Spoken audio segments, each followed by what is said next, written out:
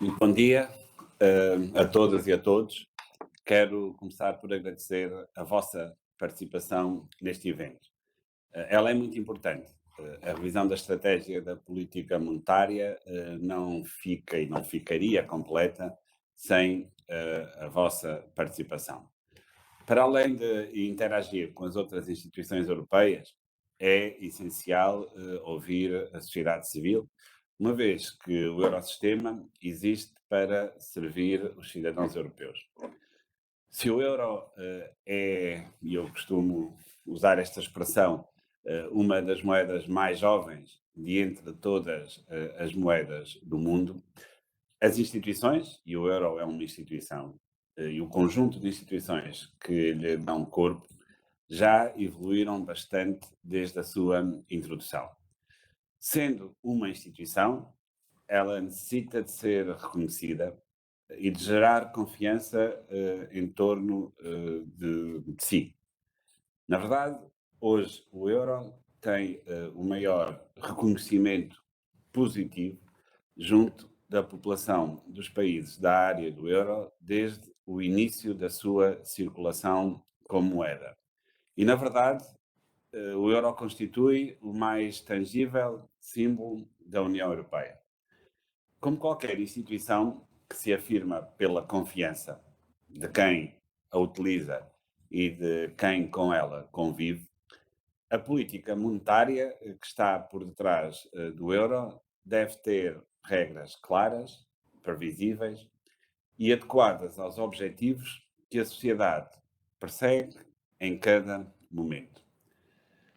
O Eurosistema, com a sua independência, insere-se no conjunto de instituições europeias e, de facto, são hoje muito diferentes das existentes em 2007, 2008, no início da crise financeira que depois nos levou à crise da dívida soberana. Hoje, a União Europeia conta com o mecanismo de estabilidade europeu, que funciona como o backstop de financiamento aos Estados-membros da União, em caso de necessidade. Rege-se agora por uma união bancária e uma união do mercado de capitais. Estes foram progressos importantes alcançados nos últimos anos e ainda na semana passada demos mais passos no sentido de fortalecer a União com a criação do backstop para o Fundo Único de Resolução. Esta é portanto, uma instituição viva, atuante, que serve a União Europeia e, na verdade, em particular, os países que compartilham a mesma moeda.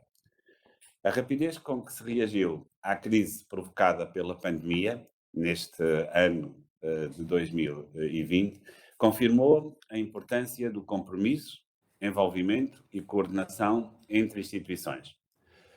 Permitam que deixe o meu testemunho enquanto presidente do Eurogrupo, funções que desempenhei até há bem pouco tempo, acerca da importância da liderança europeia nestes momentos de crise. Na verdade, em menos de 10 dias, o Eurogrupo conseguiu um acordo de 13 instrumentos de apoio para cidadãos, empresas e soberanos. Conseguiram os ministros das Finanças da área do euro mobilizar, numa fase ainda muito inicial da pandemia, 540 mil milhões de euros para apoio à crise. Cito este exemplo apenas para demonstração de que a realidade do euro, a realidade das instituições em que nos movemos hoje em dia é muito diferente daquela que muitas vezes é descrita sobre a Europa. Acreditam que a negociação não foi fácil, mas evidenciou este papel de solidariedade europeia e da vontade de reforçar a União que foi conseguido para benefício dos seus cidadãos. Mais uma vez, e quero reforçar esta ideia, quando duvidávamos e duvidavam das nossas capacidades comuns. Atualmente, a política monetária, em articulação com a política orçamental, tem sido fundamental para a evolução económica. Esta articulação é um elemento que distingue as atuais instituições e, na verdade, distingue o atual momento da maturidade com que na Europa estas questões são discutidas e, portanto, é um momento bastante importante e até, desse ponto de vista, com um enquadramento benéfico para discutir a estratégia de política monetária. Os mercados estão estáveis e as condições de financiamento permitem que a liquidez continue a fluir para as empresas, evitando-se, assim, uma crise ainda maior. É isto que é esperado dos decisores de política. É sobre a revisão da estratégia de política monetária que o BCE e o Banco de Portugal, em particular, hoje gostava de vos ouvir.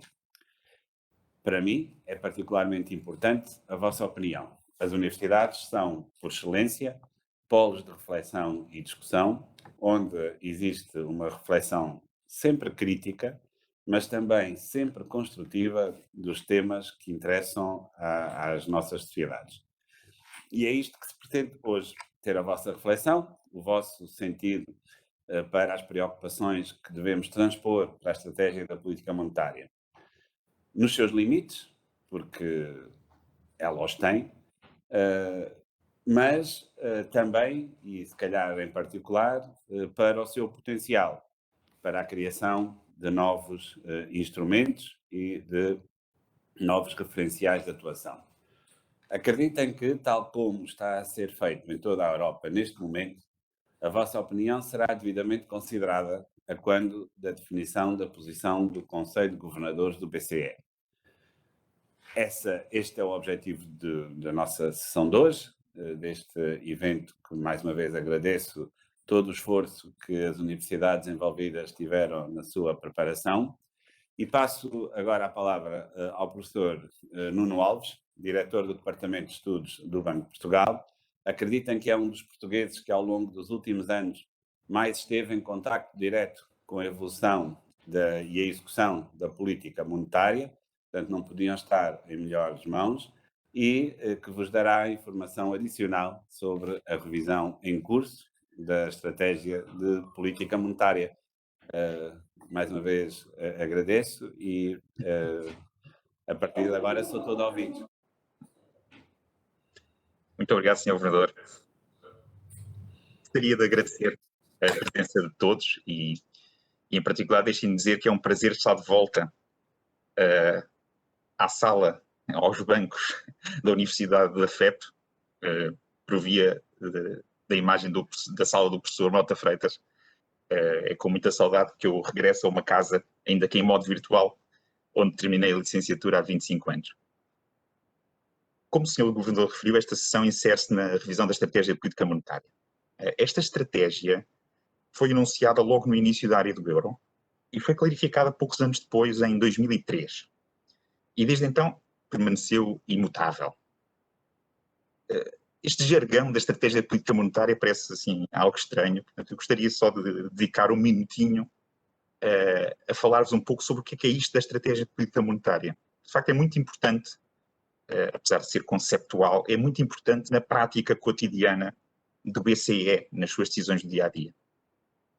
A estratégia de política monetária tem basicamente três vertentes fundamentais. A primeira é a definição do objetivo de estabilidade de preços. Como sabem, no tratado, o objetivo primordial do BCE é manter os preços estáveis na área do euro. E esse objetivo está inscrito na pedra. A pedra de Moisés não pode ser alterada. Portanto, não é objeto de discussão nesta revisão.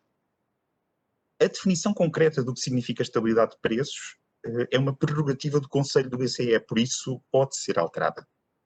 E está em cima da mesa neste momento. Atualmente, a estabilidade de preço é definida como um crescimento homólogo do IHPC abaixo, mas próximo de 2% no médio prazo. Só uma instituição europeia conseguiria fazer uma definição tão complexa e intrincada de seus objetivos primordiais, mas percebe-se que a ideia é manter a inflação baixa e estável no médio prazo. Estando garantida essa estabilidade de preço, o BCE também deve apoiar as políticas gerais da União Europeia, como o emprego, estabilidade do sistema financeiro, sustentabilidade ambiental e outras. Esta é a definição do objetivo de estabilidade de preço, o primeiro, digamos assim, pilar da estratégia de política monetária. O segundo pilar da estratégia de política monetária são os instrumentos da política. Que instrumentos utilizar e como conduzir a política monetária. Isso também faz parte da estratégia de política monetária. Nós sabemos que os instrumentos convencionais, tipicamente, eram as taxas de juros definidas pela autoridade monetária, mas há quase uma década que nós estamos perto do limiar inferior efetivo das taxas de juros. Ganharam proeminência, evidentemente, neste contexto, os instrumentos não convencionais, como compras de ativos ou concessão de liquidez de prazos muito alargados, com incentivos à concessão de crédito, esse tipo de instrumentos não convencionais, que na verdade neste momento são convencionais. Há mais de uma década que são esses que estão em cima da mesa. A revisão da estratégia política monetária também vai ponderar que tipo de instrumentos é que deverão fazer parte do toolkit do BCE no futuro. Como utilizar esses instrumentos em resposta a choques que acontecem nas várias economias da área do euro. O terceiro pilar da estratégia política monetária são as práticas de comunicação. Nós sabemos que hoje a comunicação é um verdadeiro instrumento de política monetária também, e é um instrumento de política porque as expectativas dos agentes económicos estão no centro da atuação de qualquer autoridade, nomeadamente a autoridade monetária. Isso requer da autoridade monetária um conhecimento sobre o que pensam os agentes económicos e também requer dos agentes económicos uma percepção e conhecimento de quais são as ações esperadas da autoridade monetária, ou seja, qual é a estratégia seguida pela autoridade monetária. E é neste contexto que o BCE está a rever a sua estratégia. Estas revisões de estratégia, vale a pena também dizer, são uma prática comum em vários bancos centrais. Por exemplo, o Banco do Canadá realiza quinquenalmente revisões da estratégia de política monetária. Na área do euro, e por exemplo na Reserva Federal norte-americana, estas revisões são mais esporádicas. A verdade é que desde a última revisão da estratégia de política monetária em 2003, a economia da área do euro mudou radicalmente. Fenómenos muito de longo prazo e estruturais, como por exemplo a globalização, o envelhecimento da população, até as alterações climáticas que se acentuaram nas últimas décadas, têm efeitos não só como a economia funciona, mas também como os preços são determinados, sobre os canais de transmissão da política monetária. E por isso merecem ser objeto de reflexão adicional pela autoridade monetária. Além disso, tivemos também na última década e pouco, duas crises económicas muito, muito intensas, muito fortes, a que se adicionaram a crise pandémica atual. E que levaram o BCE a utilizar novos instrumentos, para além das taxas de juros, como eu disse há pouco, e a repensar, de facto, como é que a inflação é determinada no atual contexto das atuais economias de mercado integradas. São muitas questões. São muitas questões que se fundam também na própria literatura económica e nas questões que neste momento se levantam na literatura monetária. Para organizar essa reflexão, o Eurosistema montou uma estratégia assente em 3 princípios que orientam, que norteiam esta revisão da estratégia política monetária. O primeiro princípio da atual revisão é a abrangência. A Presidente Lagarde fez uma afirmação logo no início, no anúncio desta revisão da estratégia política monetária que ficou, que foi a afirmação de que, vou dizer em inglês, "We will leave no stone unturned". A ideia era mesmo de que iria ser abrangente a revisão da estratégia política monetária. Neste sentido, foram constituídos 13 grupos de trabalho no contexto do Eurosistema, com especialistas do BCE e dos 19 bancos centrais dos países da área do euro, para analisar muitas questões que estão em cima da mesa. Questões como a medição da inflação, a globalização, os canais de transmissão da política monetária, a interação entre a política monetária e a política orçamental ou a política macroprudencial, os instrumentos de política, as implicações das alterações climáticas, a comunicação, as expectativas de inflação e outras. Vou parar por aqui. Esses 13 grupos de trabalho contribuem para um conjunto de seminários para o Conselho de Governadores do BCE, que já estão a decorrer. Alguns já ocorreram em 2020 e outros ocorrerão em 2021. Portanto, esse é o primeiro princípio da revisão, abrangência. Muitos grupos de trabalho foram formados para pensar de forma profunda todas estas questões. O segundo princípio essencial é a abertura de espírito. Noutra citação da Presidente Lagarde, "There is no preconceived landing zone." A ideia é que temos um espírito aberto relativamente a onde esta reflexão nos irá levar. Por exemplo, deixem-nos dizer, a Reserva Federal terminou há poucos meses a sua revisão da estratégia de política monetária. Também a efetuou ao longo deste último ano e meio. E introduziu alterações importantes na estratégia da Fed. Mas o BCE pode chegar a conclusões muito diferentes daquelas que chegou a Fed. Não há aqui nenhuma implicação comum. De facto, há um espírito aberto relativamente a onde esta reflexão nos irá levar. O terceiro princípio é a inclusão. E aqui a inclusão implica não só fazer uma reflexão em circuito fechado, mas abrir a reflexão à sociedade. Por um lado, ouvindo e auscultando audiências especializadas, com várias conferências académicas, participantes nos mercados financeiros, também jornalistas e outros membros da sociedade civil, e também eventos como este, que nós estamos hoje a participar, que procura ouvir todas as vozes possíveis antes de decidir sobre como alterar, ou se alterar, e em que dimensões, a estratégia de política monetária do BCE. As ideias e preocupações que forem partilhadas nestes eventos, como o Sr. Governador referiu há pouco, serão compilados, farão parte, digamos assim, da reflexão e das discussões nos grupos de trabalho, naqueles grupos de trabalho que eu há pouco referi, que estão neste momento a pensar e a trabalhar no contexto do Eurosistema. E no final do dia farão também parte e terão certamente eco nas discussões e nas decisões, eventualmente, do próprio Conselho do BCE sobre a nova estratégia. O BCE e o Banco de Portugal continuarão a informar regularmente o público sobre este processo de revisão da estratégia. Os resumos destas perspectivas e destes eventos serão partilhados e publicados, expectavelmente, na primeira metade de 2021. E o resultado final da estratégia de política monetária será comunicado ao público no segundo semestre de 2021. E agora, como Sr. Coordenador, também me vou silenciar e passar a modo de ouvinte atento. Não existe um guião de questões, mas obviamente seria muito bom poder ouvir as vossas opiniões sobre o modo como a inflação os afeta, a importância que atribuem ao papel do Eurosistema, o que pensam sobre a comunicação do BCE e do Banco de Portugal e todas as questões que estejam no vosso íntimo e que gostassem de partilhar. Ideias concretas sobre questões específicas da estratégia, evidentemente, também serão muito bem-vindas. Muito obrigado pela vossa participação, mais uma vez. Nuno, obrigado. E passo já aqui a palavra ao professor Luís da Conraria. Muito obrigado por ter aceito o nosso convite. Ora, muito bom dia a todos. Naturalmente, bom dia, Sr. Vereador. Bom dia, Sr. Diretor do Departamento de Estudos. Os restantes são basicamente colegas, portanto, bom dia, colegas. Até coautores tenho aqui presentes, portanto, estamos em casa e é bom estar em casa.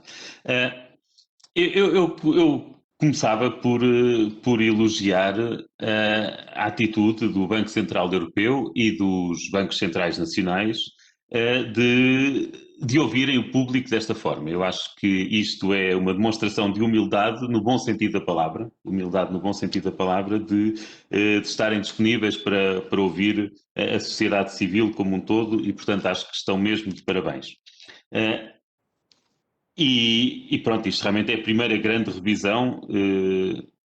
Acho que talvez não concorde quando digam que a estratégia esteve imutável desde 2003, porque de facto a adaptação que foi necessária que o Banco Central Europeu teve de fazer e os bancos centrais nacionais para enfrentar as duas crises que enfrentámos e agora a terceira crise com a pandemia, acho que de facto não dá para dizer que isto esteve imutável e ainda bem, isto é um elogio. Agora, o caderno de encargos, como foi dito, é enorme. o caderno de encargos desta revisão é grande, não é? Portanto, está-se verdadeiramente a discutir tudo. E em relação a alguns pontos eu tenho dúvidas. Portanto, eu quando vi o vosso documento no boletim de junho do Banco de Portugal sobre a estratégia da política monetária do Banco Central Europeu, razões para uma nova revisão, vi a referência às alterações climáticas, por exemplo, só para dar um exemplo de um ponto onde eu tenho dúvidas, e eu percebo que as alterações climáticas possam ter algum tipo de impacto na política monetária, pela simples razão de que, ao afetar as economias de forma diferente, pode alterar os próprios mecanismos de transmissão monetária e o tipo de instrumentos financeiros que existem para combater as alterações climáticas. Eu percebo isso. Agora, isso entendo como uma restrição e, portanto, como algo com que o Banco Central tem de lidar.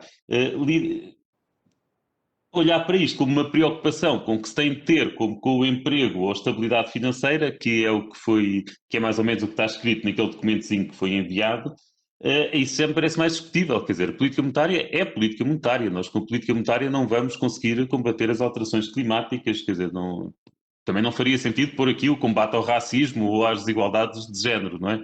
Portanto, acho que devemos ter cuidado para não ser demasiado abrangentes nos objetivos que vocês se propõem aqui a alterar. Agora, porquê é que é necessário fazer uma tão grande reforma da política monetária? Eu diria que isto acontece por causa das duas crises por que passámos. Eu deixo a pandemia para o fim. Até porque esta decisão de fazer esta revisão da política monetária foi decidida tanto antes da pandemia. Portanto, isto apenas veio reforçar a necessidade. E basicamente, depois da crise financeira internacional e das crises das dívidas soberanas, nós ficámos com as taxas de juros demasiado baixas. Portanto, a questão é essa. E ficámos com as taxas de juros demasiado baixas, o que põe em causa a eficácia da política monetária.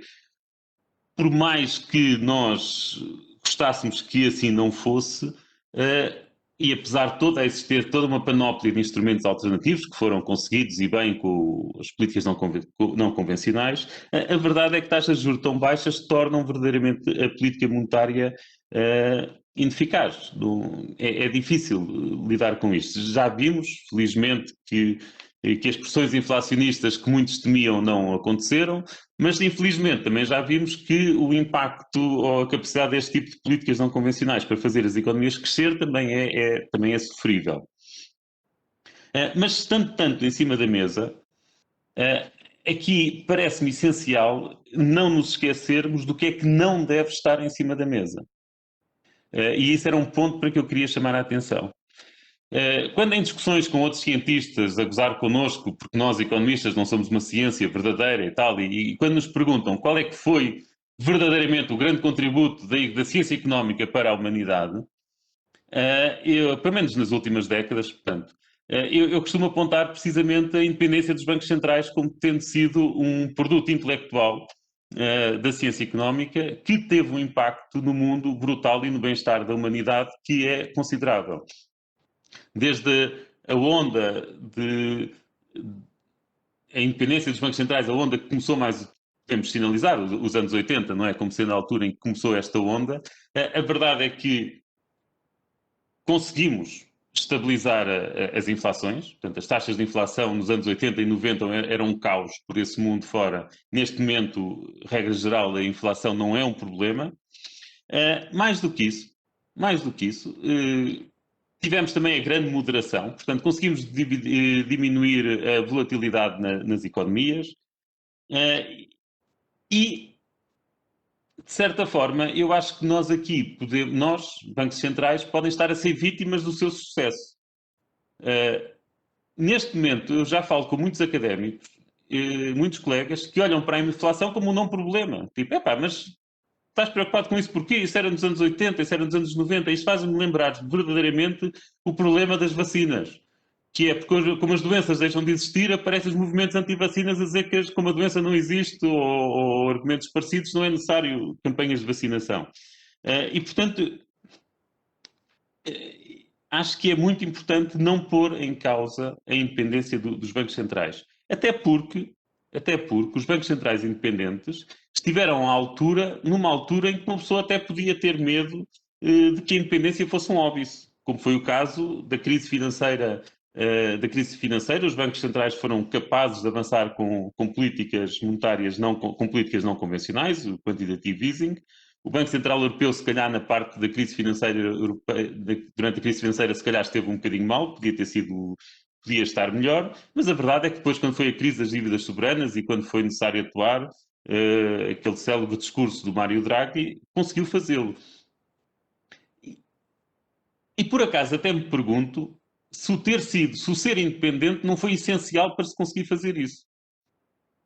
Porque se calhar, se o Banco Central Europeu não fosse verdadeiramente independente e estivesse, por muito que nos custe admitir, às ordens sob maior influência dos políticos alemães e holandeses e austríacos, se calhar não teria sido possível levar a cabo as políticas que levou. Mário Draghi pôde escudar-se na sua independência para não permitir ingerências políticas. Se calhar, hoje em dia, se calhar isso não aconteceria, mas na altura, se calhar mesmo a independência do Banco Central foi essencial para conseguir levar a cabo o tipo de políticas que foi levado e que, de certa forma, eu acredito que terão até salvado o euro e o nosso sistema monetário.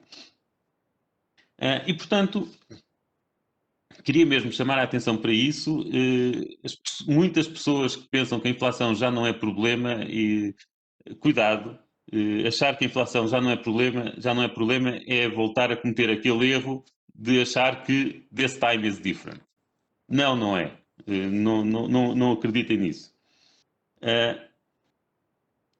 O cúmulo da ironia aqui é começar a fazer esta revisão e logo a seguir, ou quase em simultâneo, apanhámos com uma crise pandémica em cima que basicamente veio mostrar duas coisas. Veio mostrar que o BCE continua à altura dos acontecimentos. Os atrasos de que nos podemos queixar durante a crise financeira internacional aqui não aconteceu. Isso é ótimo. Foram rápidos. E, portanto, estão à altura das circunstâncias, mostram que têm imaginação, quando é necessária imaginação. Mas, por outro lado, também nos veio dar um grande aviso, que é o zero lower bound parece estar aqui para ficar. E são cada vez mais as projeções para os próximos 10 anos, 15 anos, que dizem que durante uma grande percentagem do tempo estamos precisamente nesse limiar. E isso faz, como estava há bocado Nuno Alves a dizer, com que as políticas não convencionais comecem a ser convencionais. E é esse o meu perigo, é esse o meu medo. É esse o meu medo e eu acho que é este o grande perigo que nós enfrentamos, que é as políticas não convencionais passarem a ser convencionais. Porquê é que isto me parece perigoso?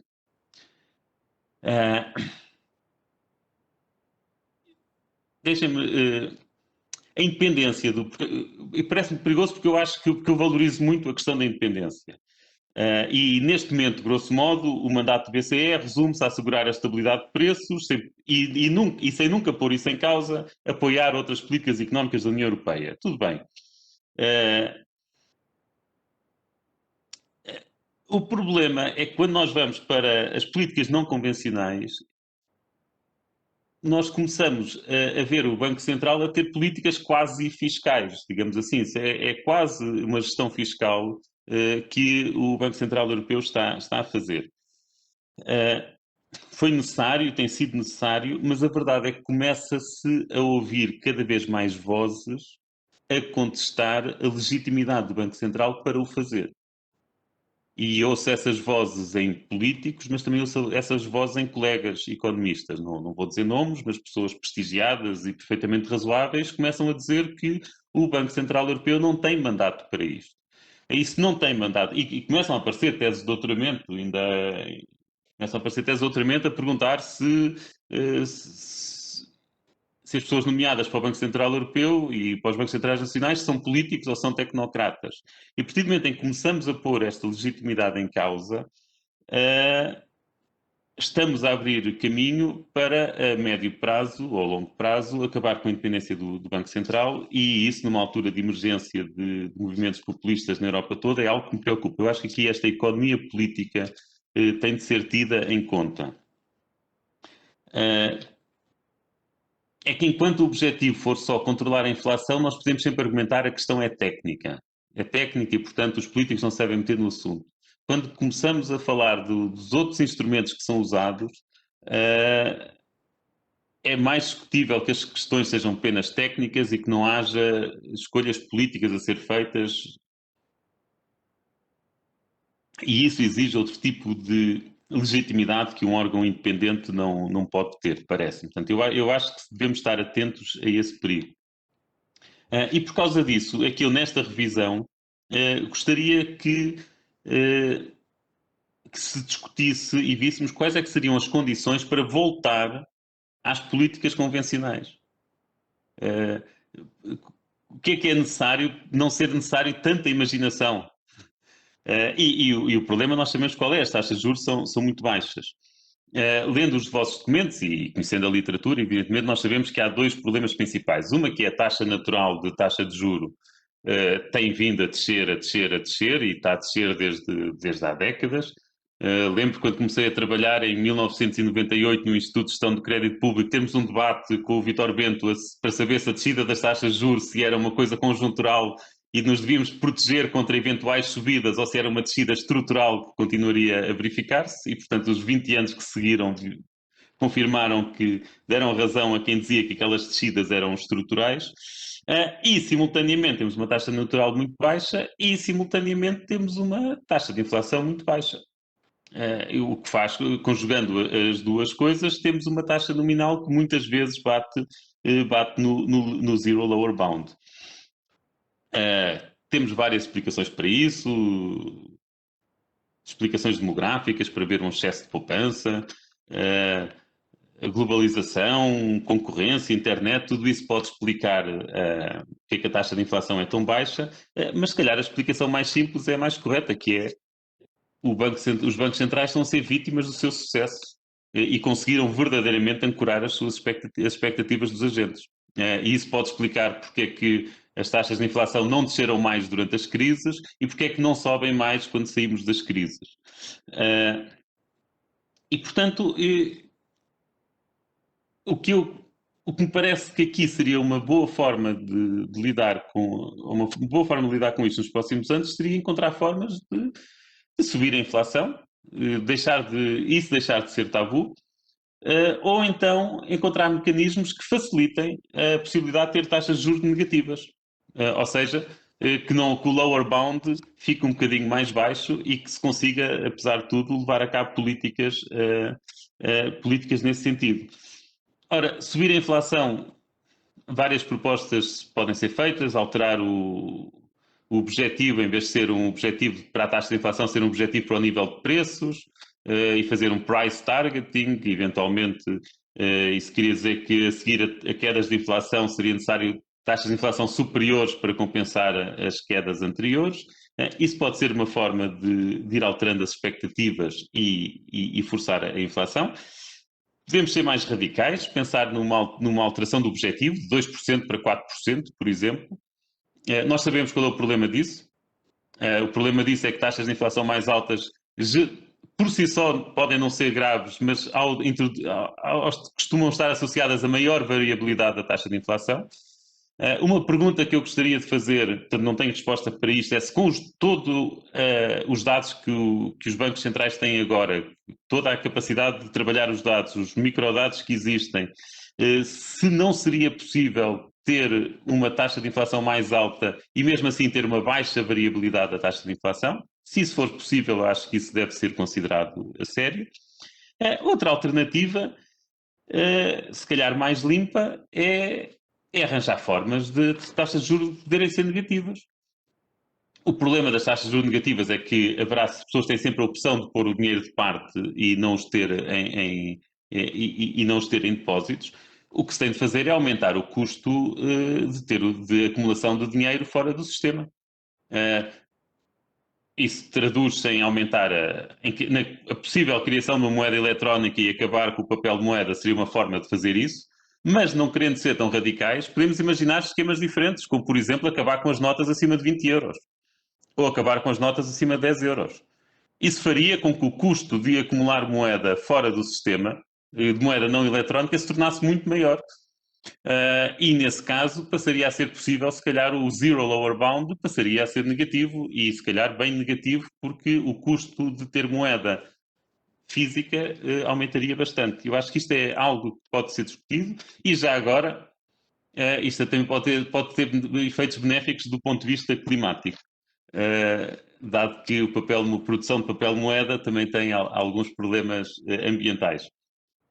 Bem, eu tinha aqui mais coisas para dizer, mas já vi que estou no meu limite de tempo e, portanto, quero parar, até porque quero ouvir os meus colegas que são mais especialistas que eu em economia monetária. Portanto, eu vou parar, está bem? E depois volto se tiver ocasião. Professor, muito obrigado. Vamos, de facto, passar aqui para o debate. Peço que quem quiser intervir vá à parte dos participantes e coloque a mãozinha no ar, já a mãozinha para eu saber para poder ir aqui as inscrições. E, entretanto, para dar algum tempo para as pessoas que estão inscrevendo, eu começaria a parte de debate e vamos continuar no norte. E pensava que é o professor Manuel Mota Freitas da FEP, aqui o Romano Alves, que também é da FEP, e, portanto, passava aqui a palavra ao professor Manuel Mota Freitas. Não sei se me está a ouvir. Estou a ouvir muito bem, espero que também me ouçam a mim. Apesar de estarmos numa sala de aula, eu estar de máscara, devido às condições sanitárias não posso tirá-la na faculdade. Estou na sala 115, não é que eu acho que seja preciso chamar o 115 para o BCE, no meu tempo era o 115 e não o 112, não é? Estou na sala 115 perante cerca de uma vintena de estudantes de mestrado, na Unidade Curricular de Políticas Macroeconómicas, e, portanto, um ambiente ótimo para esta sessão e agradeço desde já que o Banco de Portugal se tenha lembrado de nós e nos desafiado para estar aqui hoje. Não me competindo fazer propriamente uma intervenção mais de fundo, devo dizer desde já que nós perdemos a energia elétrica aqui devido às condições climatéricas durante alguns minutos. E, portanto, terminei quando o Luís Aguiar estava a chegar à conclusão que as taxas de juros eram demasiado baixas e voltamos a ligar-nos quando ele disse que o ótimo era tentar encontrar condições de que a política convencional pudesse ser ressuscitada. Pronto, eu concordo com o que eu ouvi, ele disse. Acho que parece-me que temos que caminhar para uma simetria na meta da inflação, como a Federal Reserve assumiu no verão passado. Parece-me mais ou menos óbvio, aliás, parece ter grande suporte. Veja-se, por exemplo, no survey recentemente conduzido pelo Center for Macroeconomics do CEP, mais de 35% das pessoas estavam de acordo com isso, com o average inflation target. Eu nunca gostei, aliás, desde o início daquela definição bastante esquisita do próximo, mas abaixo de. Compreendia-se no início, historicamente, para que construir credibilidade, etc. Hoje em dia parece-me que isso está ultrapassado e foi contraproducente. A questão de subir, para além disso, da simetria da meta, subir a própria número de inflação, como o Luís debatia, estou de acordo com ele, é uma questão de saber até que ponto é que podemos fazer isso sem prejudicar em termos de volatilidade. Eu também chamei a atenção que essa, de alguma forma, isso teria que talvez ser uma decisão mais concertada internacionalmente, porque é giro quando nós caminhamos para este consenso dos 2%, foi algo de alguma forma tácito e foi feito por alguns bancos centrais antes, mas outros já estavam a fazer de facto, embora não de iure, e portanto houve ali um certo consenso que permitiu nomeadamente não estabilizar mercados cambiais, por exemplo. E portanto, para alterar a meta de inflação, levanta-se aqui problemas de coordenação internacional que terão que ser também sopesados. Mais importante, ou também importante, é o que é que nós queremos medir com a inflação hoje em dia. De facto, com o contexto todo que nós temos, eu diria que a inflação de bens e serviços tem talvez menos significado do que tinha há 20 anos. Não é? Hoje em dia temos, de facto, por exemplo, taxas de juros, já se disse, muito baixas, em termos de equilíbrio, o que quer dizer que os fatores de desconto aproximam-se de 1 e todas as crenças sobre preços futuros dos ativos são exacerbadas, digamos assim, no valor atual do preço desses ativos. Ou seja, claramente, dadas estas circunstâncias, e por aí ainda por cima com a flexibilização e desenvolvimento financeiro, vamos assistir a cada vez mais volatilidade, parece-me a mim, dos mercados financeiros, e o preço das casas, pelo menos o preço dos serviços das casas, são uma parte dos preços cruciais hoje em dia e que nós não estamos a tratar bem, na minha opinião, na atual estratégia. Sabemos que o debate leaning against the wind é velho, não estou a falar aqui de tentarmos detectar bolhas e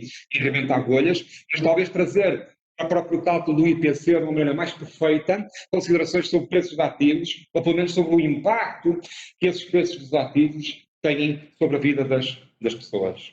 Esse era um ponto que me parece, relativamente à meta, importante. Uma segunda preocupação que eu tenho ouvido muito o Banco Central nestas audições públicas falar de uma certa preocupação em ter mais heterogeneidade na política monetária. Eu leio isso como uma tentativa de ir, no fundo, especificar mais a política às circunstâncias de algumas regiões, países, setores, agentes, mercados. Nós não estamos tradicionalmente habituados a ver a política monetária assim, mas sim como algo onde nasce para todos igual. Mas o que é verdade é que no quantitative easing já foi feito, sabemos, a compra de alguns sovereign securities foi não proporcional ao peso de alguns destes países, nomeadamente no caso da Espanha e da Itália, para apoio. E isto leva-me, no fundo, a passar aqui à questão dos instrumentos, talvez para conseguir ser heterogéneo em alguma medida, pode ser preciso, é preciso talvez que tudo isso seja um bocadinho diferente. Eu também estou de acordo com o Luís no sentido em que é bom que nós tentemos voltar ao convencional, no sentido em que eu acho que não me parece sustentável, e muita gente acha, ter um nível de quantitative easing e uma dimensão do balanço como temos neste momento, pomos em risco a solvabilidade do Banco Central. Pomos em risco a governança toda que fomos construindo tão solidamente e credivelmente ao longo destas décadas, a independência, etc. Não me parece que seja bom, e lá está, como voltar ao novo normal é um problema grande. Esta desalavancagem, digamos assim, do Banco Central é um problema grande. Mas os novos instrumentos, eu talvez acho que há aqui talvez um instrumento que pode ser usado para calcular tal heterogeneidade que eu falava ali há bocadinho. São as Targeted Long-Term Refinancing Operations. Reparem, quando foi criado o toolkit do Banco Central Europeu, não havia grande papel para operações de refinanciamento de prazos alargados. Eram extraordinárias, não standardizadas, etc. As Targeted Long-Term Refinancing Operations, enfim, podem ser um mecanismo interessante a ser preservado num novo normal.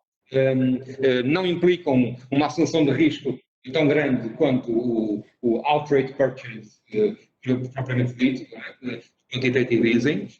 Não digo que tenham de ser operações de 4 anos como neste momento, mas isto permitiria ter prazos mais longos e talvez intervir de forma targeted em algumas regiões, setores, etc. E, portanto, poderia ser um parte complementar do toolkit interessante, além, naturalmente, das taxas oficiais, da forward guidance, que nos parece a todos, claro, que é crucial manter. Alguma coisa discutimos a comunicação, não é? A comunicação, como disse o valor,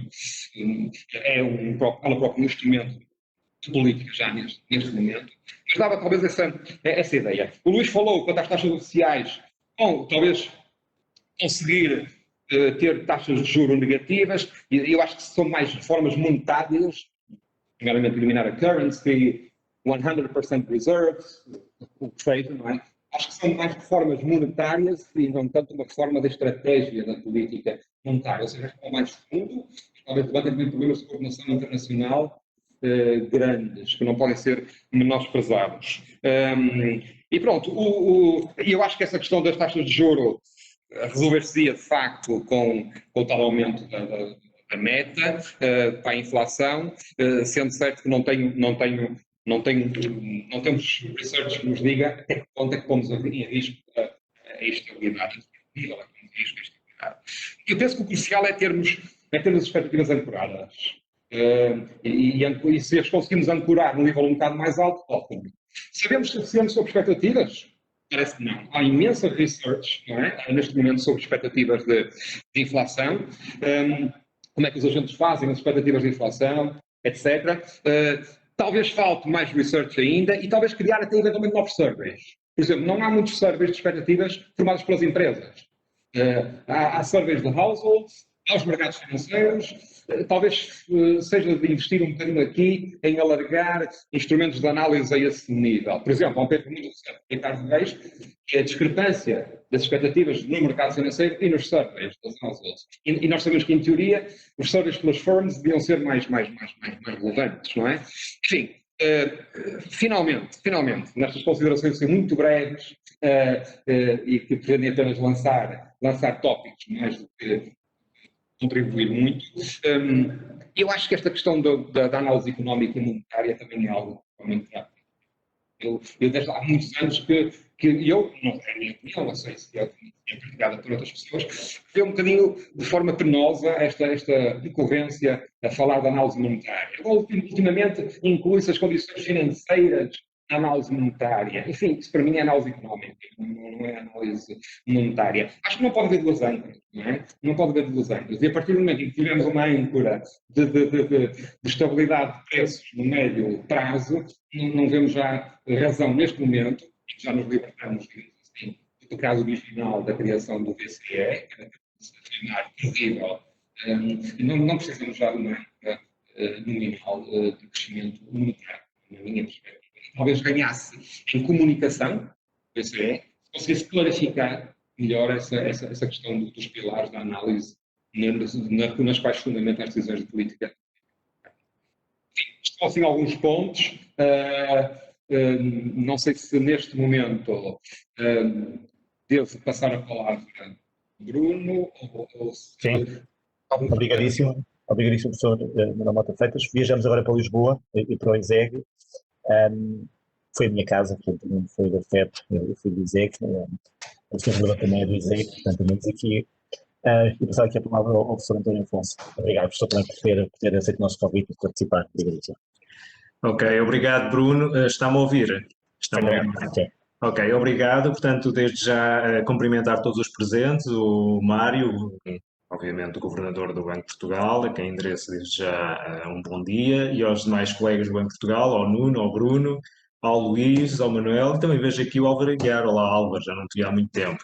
E todos os participantes, que, pelo que vejo, são mais de uma centena. Bom, a seguir, agradecer a oportunidade dada ao ISEG para fazer uma pequena intervenção. Portanto, eu tentei organizar isto de uma forma relativamente rápida. Eu tenho um pequeno comentário a fazer e depois tinha contactado 3 alunos do doutoramento em Economia e do mestrado em Economia Monetária e Financeira para que eles também pensassem num pequeno comentário, numa coisa muito rápida. Eu penso que eles estarão também aqui online, não confirmei, mas admito que sim.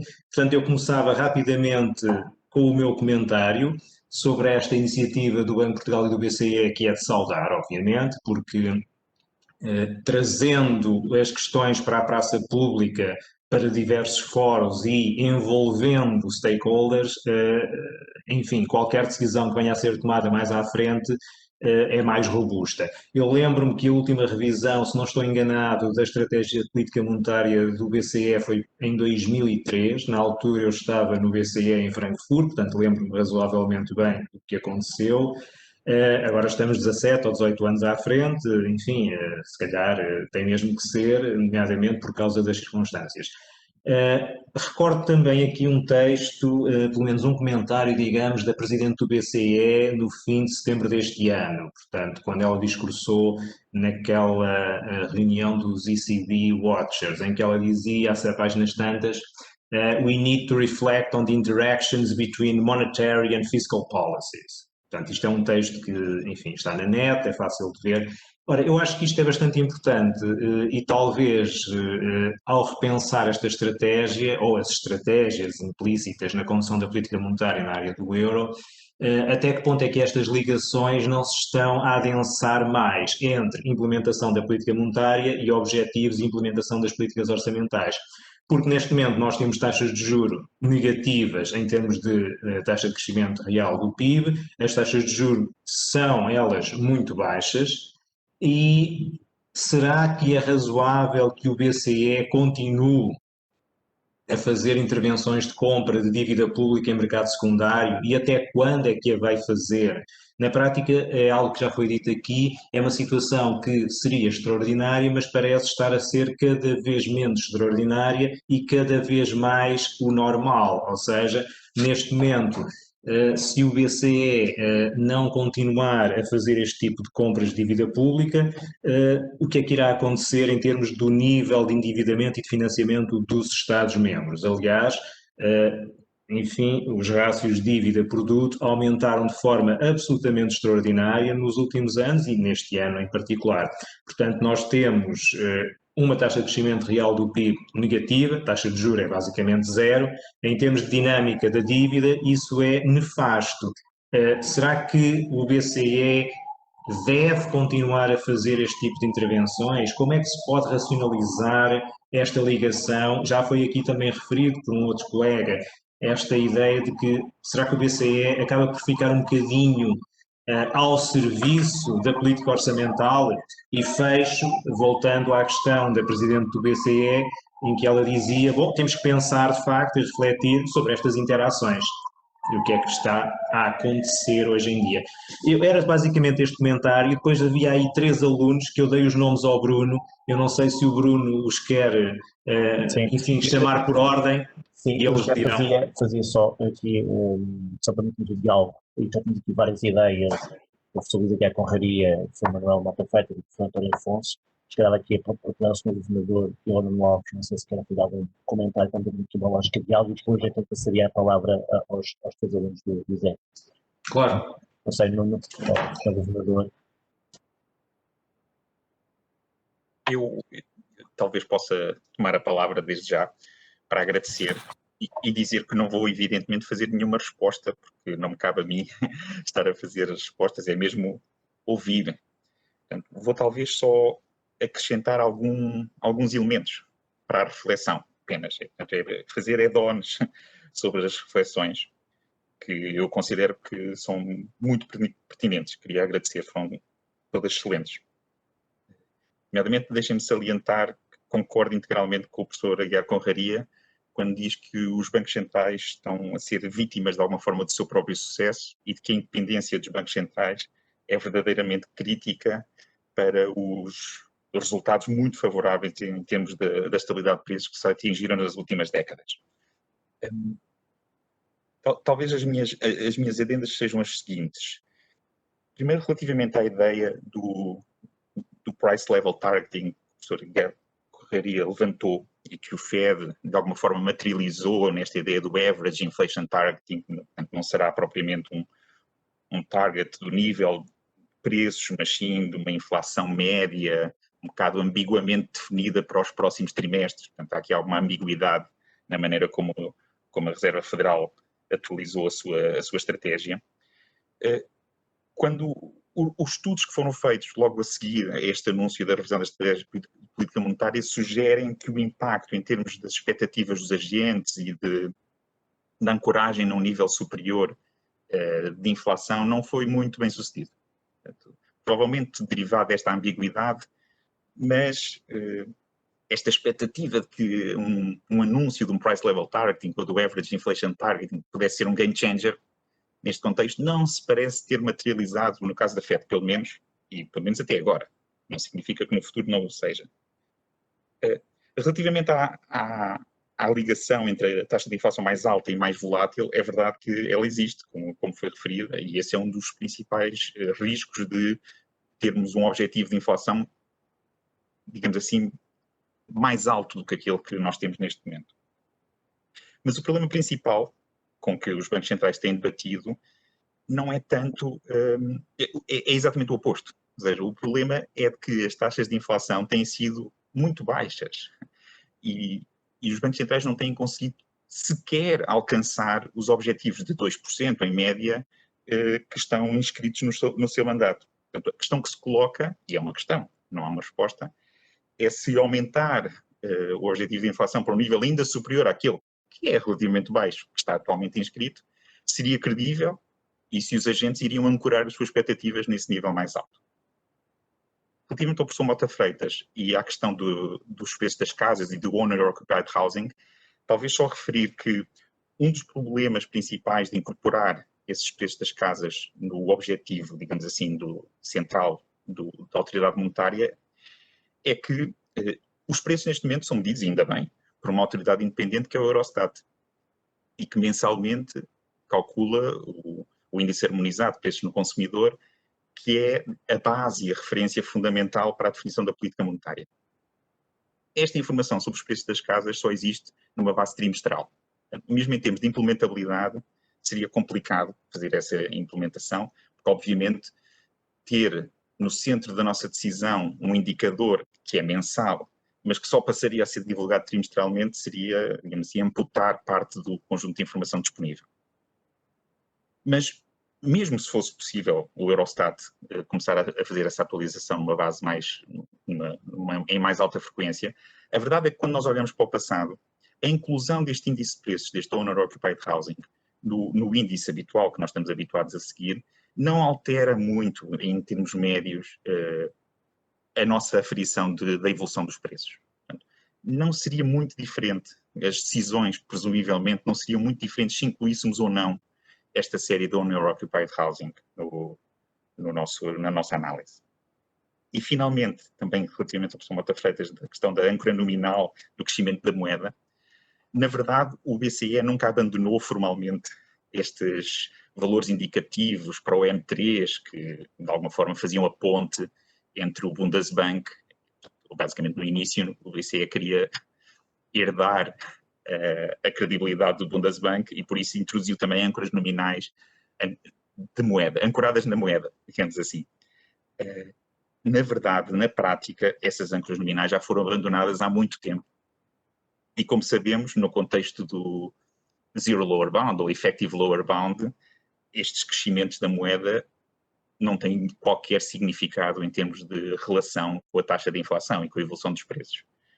Perderiam de qualquer forma a relevância no atual contexto, mas mesmo antes de chegarmos ao Effective Lower Bound, o BCE já tinha abandonado de forma subtil estas âncoras nominais para o crescimento da moeda, ainda que, obviamente, continua a acompanhar a evolução dos agregados monetários e, neste momento, cada vez mais, a evolução dos agregados de crédito e intermediação financeira e os mecanismos de transmissão monetária através do sistema financeiro.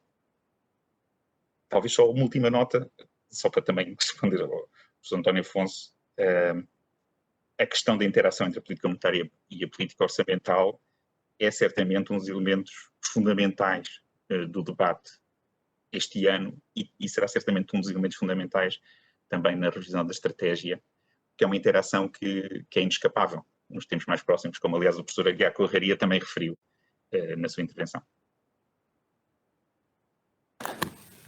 Muito obrigado aos três e agora também ao Nuno pelo que acrescentou a este debate.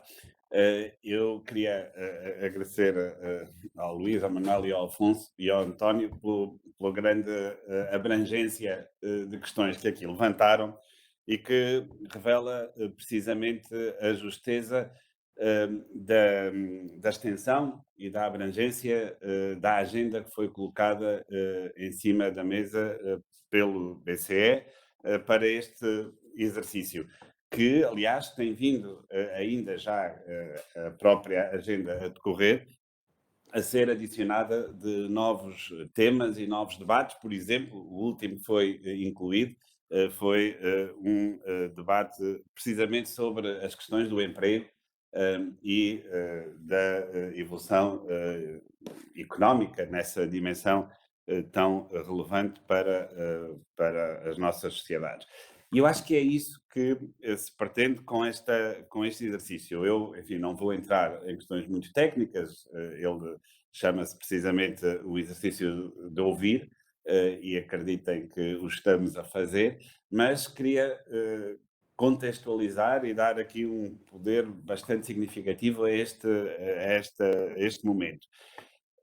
E tentar também que, tendo a economia as dificuldades que tem no seu quadro analítico, que aliás são visíveis na própria forma como elaboramos ao longo desta manhã os argumentos, Mas isso não menoriza de todo a ciência económica. E eu queria aqui, por exemplo, relembrar que a informação que temos do processo de aprovação numa das vacinas nos Estados Unidos, em que 22 cientistas daquelas áreas da ciência em que achamos que as coisas decorrem sobre um método que tentamos aplicar à economia, desses 22 cientistas, 4 votaram contra e um absteve-se numa matéria que tem a ver com dados estatísticos que pensamos serem aqueles que também queremos usar na economia. E, portanto, eu acho que temos que ver isto também numa perspectiva bastante viva e de diferentes pontos de vista que os bancos centrais não podem ser estranhos. E não podem ser estranhos também neste debate sobre a sua independência. Principalmente, eu lembro-me sempre, e gosto de dar o exemplo daquilo que aconteceu na Europa em 2020 e na capacidade que a Europa teve de responder aos desafios que se colocaram, como uma densificação a um nível nunca antes experimentado do seu capital social. E nós queremos mesmo beber a informação que existe nas universidades, trazê-la para estes fóruns de debate, depois também dentro do Eurosistema e do BCE, colocando-se os bancos centrais numa posição, enfim, se usarmos os conceitos do Putnam de capital social, de uma organização horizontal e não vertical, que é mais às vezes visível quando exacerbamos o conceito de independência nestas circunstâncias. A resposta que demos e que estamos ainda a construir aos desafios que se foram colocando ao longo dos últimos anos mostra, de facto, que os limites que considerávamos estabelecidos para os tratados que assinámos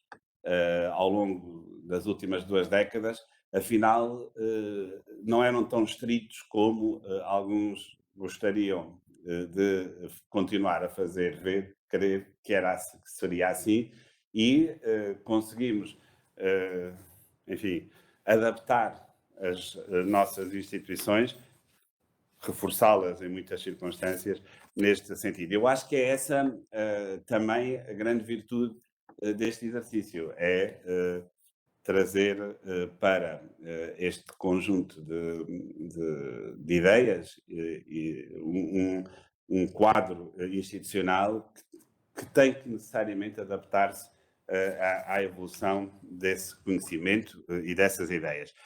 O debate sobre as políticas não convencionais, se quiserem, o paralelo que eu, enfim, talvez dirigindo-me muito aos nossos alunos, que também hoje estão aqui ligados connosco, é um debate importante, mas nós devemos, na minha opinião, ter uma visão mais alargada dos instrumentos que os bancos centrais podem recorrer. Um paralelo muito simples é aquele que acontece em outras políticas públicas. Nós baseamos muito do nosso arsenal de definição e de justificação de políticas públicas com base em textos e em princípios económicos que foram elaborados quando o peso dessas políticas públicas era infinitesimamente menor do que aquele que é do que é hoje. E continuamos a usá-los da mesma forma. E, portanto, provavelmente os desafios dos bancos centrais vão evoluindo, mas isso não deve obstar a que mantenhamos o espírito aberto no sentido de introduzir novos instrumentos nesta atuação, sem nunca perder o foco e eu acho que esse está bastante claro também naquilo que, por exemplo, o Nuno Alves aqui já referiu, de qual é o objetivo central do Banco Central, mas sem essas limitações e sem nenhum problema de estudar interligações, coordenação com outras políticas, em particular a política orçamental, que, devo-vos dizer, de novo, a experiência mais recente que tivemos dessa interligação foi talvez o momento de maior sucesso na implementação de políticas económicas na Europa nas 2 últimas décadas. Acabámos de o viver e não podemos, de certa maneira, perder esse momento nesta discussão. Muito obrigado. Muito obrigado. Temos aqui 20 minutos até o final da nossa sessão e eu gostava que não passássemos muito. Há uma cobrança, obviamente, mas não passássemos muito. Eu tenho aqui 6 inscritos para falar. Os 3 colegas, os 3 alunos do ISEG, mais alunos da FED, mais 2 inscrições aqui vou chamar o chat, não seja bem o chat. Eu teria aqui depois alguma contenção no tempo das intervenções para não fugirmos muito aqui ao nosso horário e ao nosso schedule. Eu passava aqui já para o Jorge Ferreira, do ISEG, que está aqui já para a sua questão. Estou a ligar a câmara, não sei se está a câmara ligada. Estou a ligar a câmara. Estou sim? Estão-me a ouvir? Olá, bom dia a todos. Antes de mais, também quero agradecer aqui o convite, tanto do ISEG como do Banco de Portugal, para participar neste evento, que é sempre de louvar. Aqui a minha pergunta também está relacionada com a política monetária não convencional, nomeadamente a utilização dos LTRO, que tem vindo a ser aplicado nos últimos anos. A minha pergunta está mais relacionada também em que medida é que este tipo de programas efetivamente transmite crédito ou incentiva a concessão de crédito à economia real, face ao risco aqui também de aumentar o risco moral no sistema financeiro. Porque os últimos 2 programas de LTROs os critérios basearam-se principalmente na definição do montante de crédito a conceder, bem como à taxa de juros a aplicar, ligada ao montante já de crédito concedido pelo banco. A minha ótica é, se isso não está também, ao conceder ainda mais funding barato para o sistema financeiro, não está também a incentivar os bancos a estarem mais predispostos a correr em riscos, em relaxar os critérios de concessão de crédito, assim como também ter incentivos, que é outra parte, que não vai direta para a economia real, mas também parte deste funding que os bancos podem obter, também não será também aplicado em investimentos em ativos de maior risco para os próprios portfólios dos bancos. Ou seja, aqui não sei, a minha questão coloca-se essencialmente se esse tipo de programas, ao conceder fundos baratos ao sistema financeiro, se a efetiva concessão de crédito para a economia contrabalança o aumento ou o possível aumento do risco moral no sistema financeiro, que já se tinha vindo a assistir a um aumento desde a grande crise financeira de 2008 e com a intervenção mais ativa dos bancos centrais mundiais. E se o BCE também se seria um objetivo continuar com esse tipo de programas ou expandir nos próximos anos. Jorge, muito obrigado. Nada, obrigado. Vamos ter aqui este ping-pong de Lisboa-Porto e eu voltava ali ao Samuel Mota Freitas, que acho que tem um aluno que queria colocar uma questão. Muito obrigado. Diga, por favor, o seu nome. Sou André Alves, da FEP. Conseguem ouvir-me bem? Com máscara? Sim. Antes de mais, rapidamente, obrigado pela oportunidade. Portanto, até agora, nas decisões sobre política monetária, o BCE apenas tem em conta a taxa de câmbio do euro na medida em que afeta a inflação. O que é compreensível, dado o âncora nominal ser uma meta para a inflação e não para a taxa de câmbio. No entanto, a propósito da revisão da estratégia, parece haver um indício de uma vontade da política assumir uma maior responsabilidade na promoção da convergência das economias europeias e na integração destas. E, de facto, há diferenças a nível de graus de abertura, taxas de câmbio relevantes, capacidade, necessidade de financiamento, etc. E, portanto, a minha pergunta seria, na verdade, poderá a taxa de câmbio no futuro vir a assumir um maior peso nas decisões de política monetária? E, em segundo lugar, se isso acontecer, pode acontecer sem prejuízo da manutenção do regime de câmbios flexíveis? É essa a dúvida. Obrigado. Obrigado. Volto ao ping-pong para Lisboa e aqui para o Francisco Pereira do ISEG. Não sei se o Francisco se está a ouvir, se pode ligar a câmara. Obrigado. Sim, muito obrigado. Primeiro gostaria de saudar todos os presentes e em especial ao Banco de Portugal ter organizado... Francisco, desculpe, mas não temos a vê-lo. Pode ligar a câmara, por favor. Sim, deixe-me. Obrigado. Não sei se já me estão a ver. Já, agora sim. Obrigado, Francisco. Bem, muito obrigado.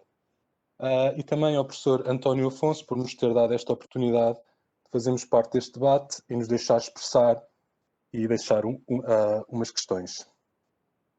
Como aluno do ISEG e sendo o objetivo de estudo as políticas monetárias, a minha questão, de certa forma, parcialmente já falada por alguns intervenientes neste debate, são as seguintes.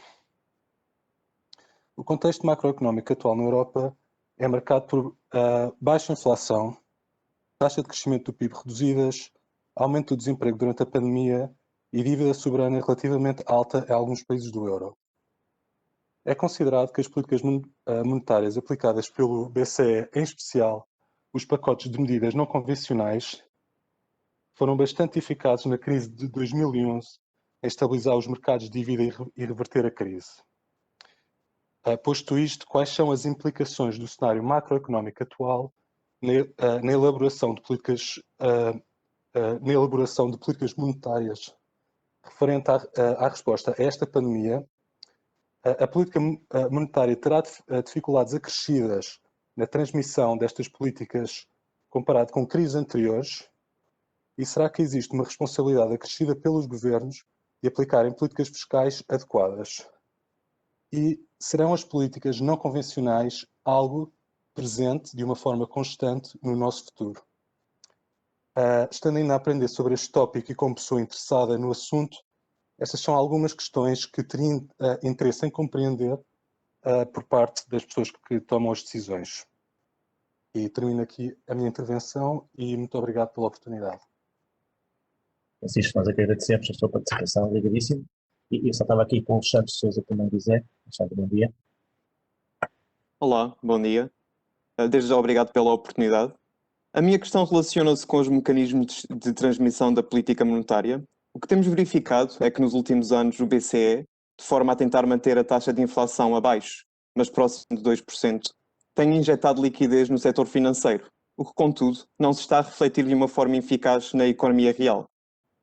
Perante este cenário, em que os mecanismos de transmissão da política monetária não estão a ser tão eficientes como o suposto, quais são as possíveis soluções para esta situação? Muito obrigado. Alexandre, muito obrigado. E eu passava aqui a palavra à professora Maria Gabriel, me dizer, não sei se consegue ligar aqui a palavra também. Não sei se está a ouvir. Eu estou a ouvir, conseguem-me ouvir? Sim, agora sim, diga-la também. Sim. Olá, está boa? Tudo bem? Como está, Bruno? Eu queria dar os parabéns ao Banco de Portugal por trazer até nós este debate sobre a nova estratégia da política monetária e ao Nuno Alves por o ter introduzido e dar também o meu contributo neste debate, que é um tema que me interessa imenso. Eu não partilho a ideia de que os tratados são imutáveis e que a prioridade dada ao objetivo de inflação nunca poderá ser posta em causa, mas claramente não é o que está em cima da mesa e também não me parece necessário que seja, porque na verdade a flexibilidade que existe do tratado permite acomodar as transformações societárias e económicas que nós vivemos no presente sem que isso seja alterado e depois também não existe, como o Nuno aliás já frisou, Nuno Alves, neste momento um verdadeiro conflito entre prosseguir o objetivo de inflação, porque o que queremos é aumentar os preços, e prosseguir outros objetivos macroeconómicos, como o crescimento, ou apoiar outras medidas da União Europeia, e em terceiro lugar, e sobretudo porque não é isso que nos é proposto. O que eu queria trazer aqui algumas questões e uma preocupação relativamente aos mecanismos de transmissão da política monetária. Uma das questões, e aqui devo dizer que não partilho da opinião do Luís Conraria, com quem partilho os interesses pela economia comportamental e muitas vezes os pontos de vista, mas claramente não no que respeita às questões climáticas e da transição energética. Na minha opinião, e não é só a minha, existe aqui de facto uma preocupação que é uma preocupação que une os europeus, que é uma causa comum. A transição climática já se iniciou, nós estamos todos envolvidos no Acordo de Paris, o Green Deal europeu vai transformar a economia no espaço da União Europeia e claramente há aqui uma responsabilidade do Eurosistema em ser um agente para uma transição mais suave, para um financiamento mais sustentável da economia, e existe um risco reputacional importante de perder em termos pelo menos de imagem, se não se envolver diretamente nessa transição. Para além disso, existem todos os riscos físicos e riscos de transição riscos de transição que estão já hoje claramente identificados, nomeadamente num trabalho excelente que tem sido desenvolvido pelo NGFS, portanto a Network for Greening the Financial System, que agrupa uma série de bancos centrais e de outros supervisores que identificam claramente a importância que vai ter não só para as economias, como para o próprio setor financeiro e para o modo como como os intermediários financeiros e as autoridades monetárias e financeiras podem influenciar a economia. Portanto, parece-me aqui que há um papel desempenhado pelo Eurosistema e, portanto, que claramente a nova estratégia de política monetária tem que ter em consideração esta preocupação e, de facto, pode fazer muito. Pode fazer muito a vários níveis. E eu introduzi aqui só algumas ideias sobre isso. A primeira é no que diz respeito ao programa. Estão-me a ouvir ou não? Estou a ouvir o Bruno falar. Ok, pareceu-me que estava a perder o som. A primeira diz respeito ao programa de compras de ativos corporate. Claramente há aqui uma alteração pode haver aqui uma alteração de comportamento nas compras, claro, em favor de ativos mais verdes. Isto tem muitas questões associadas, como por exemplo as questões da necessidade de uma taxonomia do que é um ativo verde, mas também aí está a evoluir muito rapidamente e está a trabalhar no sentido da adoção de uma taxonomia abrangente que permita mais facilmente esta identificação. Isto não resolve, porque os ativos corporate representam, penso eu, bom, está aqui muita gente que me pode corrigir, mas penso eu cerca de 20% ou próximo disso das compras de ativos que são feitas, mas também ao nível da política PSPP, portanto tudo o que são outro tipo de ativos mais ligados, compra de ativos mais ligados à dívida pública. O problema que aqui se coloca é que há um princípio que tem inspirado toda a atuação na política de compras, que é o princípio chamado de neutralidade de mercado. Isto é, o que se tem pensado é que a autoridade, os bancos centrais devem agir comprando ativos, mas não influenciando os preços relativos a esses ativos, porque cabe ao mercado definir os preços relativos. E, portanto, a questão é, devemos ou não pôr em causa este princípio, e a mim parece-me claramente que neste momento a resposta deve ser sim, porque o mercado já mostrou, é uma questão de ineficiência de mercado. Parece-me a mim que é óbvio que há aqui uma ineficiência de mercado, o mercado não está a conseguir incorporar nos preços todos os riscos associados a esta transição climática e, portanto, isso é um ponto a considerar. E há outras formas de agir neste sentido. E outras formas consistem, por exemplo, em aplicar esta questão da transição verde aquilo que se faz ao nível dos TLTRO3. Isto é, criar alguns incentivos, nomeadamente através da concessão de linhas de crédito mais vantajosas para bancos, que nos seus próprios créditos que conseguem à economia satisfaçam critérios de verdes, chamemos-lhe assim para simplificar, de uma forma mais cabal. E por último, há ainda um outro ponto que eu acho que é fundamental relacionado com esta questão climática, que é uma questão prudencial. Portanto, eu já referi há bocadinho, e portanto isto é um grande tema, há riscos físicos e riscos da transição climática que não estão a ser corretamente valorizados pelos bancos, e houve aqui stress tests que foram feitos que identificam de facto que deve haver uma preocupação neste sentido, e isto está ligado também à estabilidade do sistema financeiro e, portanto, é também uma questão macroprudencial. Bom, eu não quero alongar, só me alonguei mais porque precisamente o Luís Aguiar Conraria disse que isto não devia ser um tema para este debate, e eu acho que isto é um grande tema para uma reflexão sobre esta revisão da estratégia de política monetária, mas há outros temas, e outros têm a ver, como já foi referido, com a transição digital, claramente, e eu penso que até, se calhar a área do euro está ligeiramente atrasada relativamente a outros bancos centrais na ideia de criar um euro digital, e o euro digital não se pode opor ao numerário, o numerário tem que continuar a existir, porque as preocupações com a participação, portanto, a participação e o acesso aos meios de pagamento tem de ser garantido. Mas a outra questão que me parece importante focar aqui, e não quero ocupar muito mais tempo, desculpa, diz respeito aos canais de transmissão e, em particular, ao canal de crédito. E o canal de crédito é o canal por excelência de transmissão da política monetária na área do euro, porque, devido ao próprio tecido económico que nós temos na área do euro, de pequenas e médias empresas, e, portanto, ele tem que ser forte, sempre foi importante na área do euro e tem que continuar a ser forte.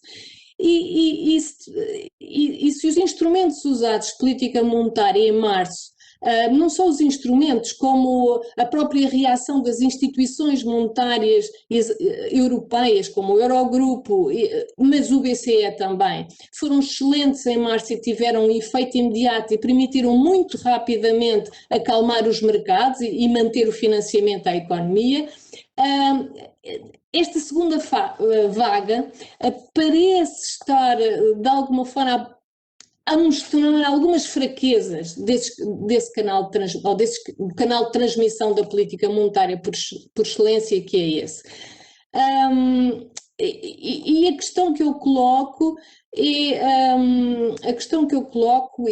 sobre a qual eu penso que nós devemos refletir é precisamente sobre como é que nós podemos manter vivo esse canal de crédito num contexto de baixas taxas de juro, de baixíssimas taxas de juro, um contexto que alterou e é hoje um tema de reflexão em macroeconomia, alterou a relação precisamente entre incentivo ao investimento e, no fundo, a procura agregada e a taxa de juros. Há, se calhar, uma nova configuração da curva IS, que é muito mais plana, ou se calhar temos diferentes regimes. Há literaturas sobre a chamada Microeconomic Reversal Rate, que precisamente tem um desenvolvimento recente e que trata essas questões e que, no fundo, pode significar que temos mais dificuldade em em trazer, através da manipulação da taxa de juros, provocar imediatamente um efeito na atividade económica. Bom, eu não me vou alongar, porque não temos muito tempo, mas deixo estas questões. Mas tinha outras. Estás-me a chamar. Obrigada. Obrigado, nós. Estás-me a chamar a hora. Isto não parece que é só o ISEG e a FEP. E que é a Isabel Correia, que vou dar a palavra, mas penso que seja breve, e depois fazia uma ronda final. O Luís Aguiar faria, obviamente, responder também a algumas questões que me foram endereçadas ao Sr. Aguiar e depois ao Nuno Alves, ao Sr. Pedro Pensar, está bem? E peço desculpa às outras pessoas que estão inscritas, mas não vai ter que perder tempo para toda a gente. Portanto, aqui tomar o tempo. Obrigado.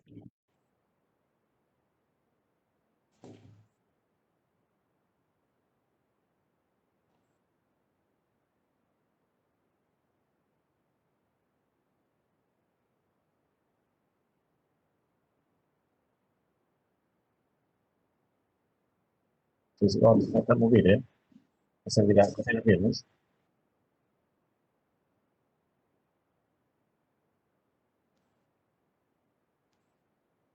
Bom, não sei se está a ouvir-nos. Sim, pode ligar a câmera, professora.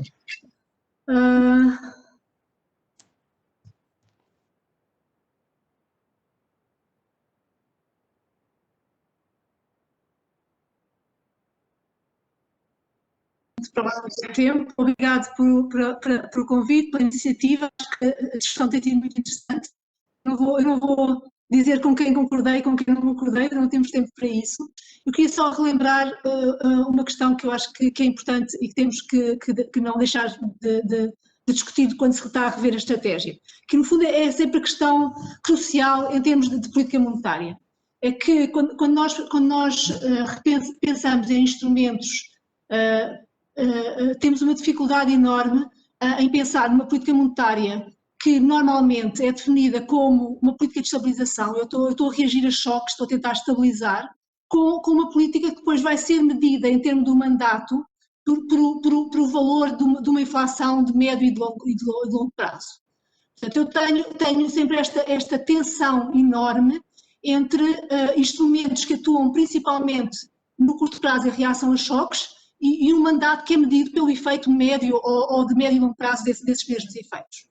E aquilo que nós sabemos da economia é que, infelizmente, aquilo que nos instrumentos convencionais, mas também, possivelmente, quando se souber mais nos não convencionais, aquilo que faz sentido num não faz qualquer sentido no outro.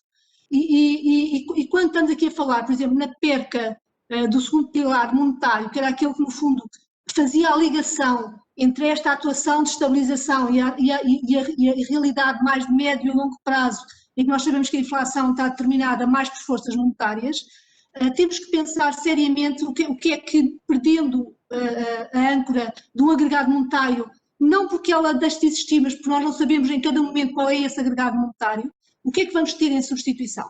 E a discussão acho que tem que ser feita no momento em que nós temos uma reação a choque que se tornou muito mais persistente do que aquilo que era normal e, portanto, quando eu tenho crises muito mais persistentes, o impacto que isto vai ter naquilo que vai ser a média ou o target vai ser muito mais relevante do que quando eu tinha choques que tinham curta duração e nós oscilávamos à volta daquilo que era a média. Portanto, a discussão do que é o curto prazo e a política de estabilização e quando esse curto prazo se torna em médio, como é que isto vai afetar a forma como o mandato vai ser aferido, é qualquer coisa que não pode deixar de estar presente. E à volta dessa discussão, discutir o que é a inflação neste mandato, a inflação de médio prazo e porque é que eu quero controlar esta inflação de médio prazo, qual é o racional e qual é o racional para eu atuar no curto prazo em termos de desvios, que é um racional completamente diferente e que vai contaminar aquilo que eu quero que seja a medida de inflação neste médio prazo, que não é a mesma coisa, não é o mesmo racional que eu quero contrariar aquilo que os choques estão a imprimir à inflação no curto prazo. Portanto, é toda essa discussão, e não tenho tempo para me alongar, por exemplo, com a questão dos preços implícitos da habitação, é toda essa discussão que eu acho que é importante e que não podemos deixar de ter nesta revisão de estratégia. E eu não queria tirar o espaço de outros, portanto vou se calhar parar aqui. Muito obrigado. Obrigado, Isabel. Foi um gosto ter-vos também, estamos vindo há algum tempo. E para fecharmos mesmo, já estamos aqui já fora do tempo, portanto passar a palavra ao professor Álvaro Guiar e depois ao professor Luís Aguiar Conraria e depois fechava com o Nuno, o senhor governador.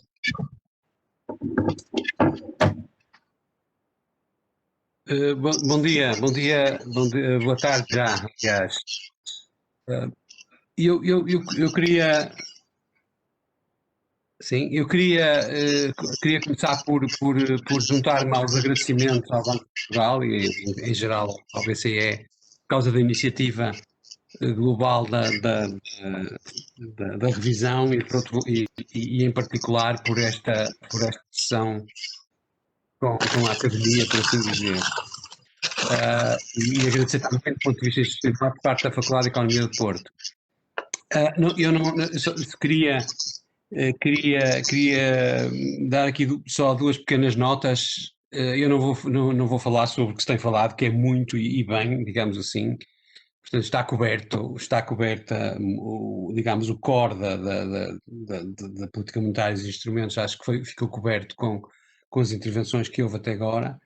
Foram levantadas muitas questões, claro, mas foi basicamente coberto. Eu queria só destacar duas notas. Por um lado,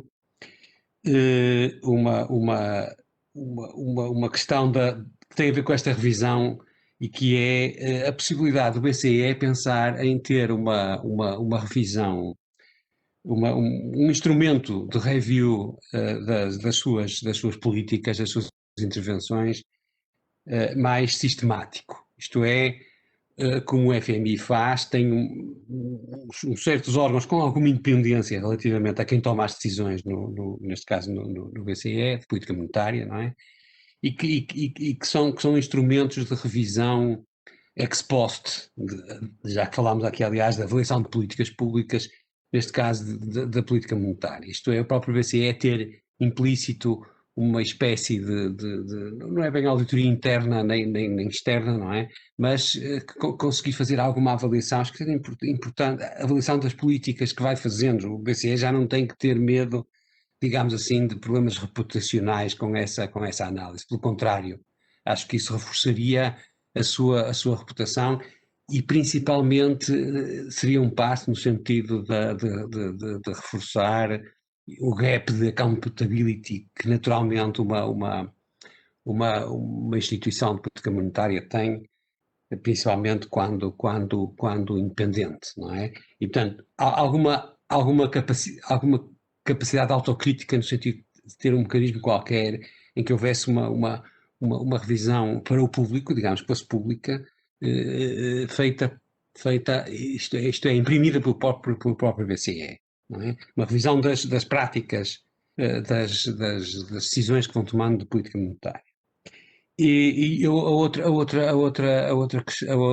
meu outro contributo seria no sentido da cooperação internacional. Acho que é muito importante e principalmente nos tempos que correm de algum regresso proteccionismo, nomeadamente, e da crise do multilateralismo mundial. É muito importante a cooperação internacional entre os bancos centrais. É importante em si por causa da política monetária, portanto é um instrumento, um veículo para a política monetária, sem dúvida nenhuma, a cooperação internacional e a cooperação e a coordenação internacional com os bancos centrais. Eu acho que esse aspecto devia ser reforçado neste momento, independentemente, claro, todos os outros aspectos que foram aqui referidos. Muito obrigado. Professor, muito obrigado. Obrigado a nós. Professor Luís Aguiar Conraria. Eu não sei se devia responder, não é? Porque a Margarida Abreu está aqui no mesmo patamar que eu, e eu, ao ficar com a última palavra, depois ela fica sem hipótese de me responder. Quer dizer, que o importante é o Banco de Portugal ouvir opiniões diferentes e, portanto, ela é uma opinião diferente, claramente, tem uma opinião diferente, claramente, da minha. Eu aqui apenas salientaria 2 pontos. Um, que foi referido pelo Sr. Governador logo no início, Mário Centeno, que é a questão de termos de ser necessário haver um mandato simples e com regras claras, e tenho, de facto, algum medo desta complexificação do objetivo. Portanto, acho que aquilo que a Margarida Abreu estava a falar vai nesse sentido, de complexificar os objetivos do Banco Central. Quando a Margarida fala em interferir mesmo nos preços relativos de forma assumida, não é como consequência, mas quase que assumidamente isso, acho que isso é abrir uma caixa de Pandora a sério, onde se poderá questionar legitimamente a independência do Banco Central. E, como eu disse na minha intervenção, isso para mim era o mais importante, era que não se questionasse, ou que não se criassem condições para daqui a 10 anos estarmos a questionar a independência do Banco Central. Portanto, era isso só para que chamaria a atenção. E mais nada. Obrigadíssimo, mais uma vez, por ter aceito o nosso convite, pela participação do professor. Obrigado. E então, para encerrarmos, se calhar, no primário, e depois o senhor Governador para as palavras. Muito obrigado. Talvez, muito rapidamente, agradecer todas as questões. As questões também são, mais do que estar a pedir uma resposta, são também manifestação de preocupação. E essa preocupação também é transportada para a reflexão. E isso é o mais importante. Talvez introduzir só aqui 3 pequenas notas. Foram referidas por vários dos intervenientes.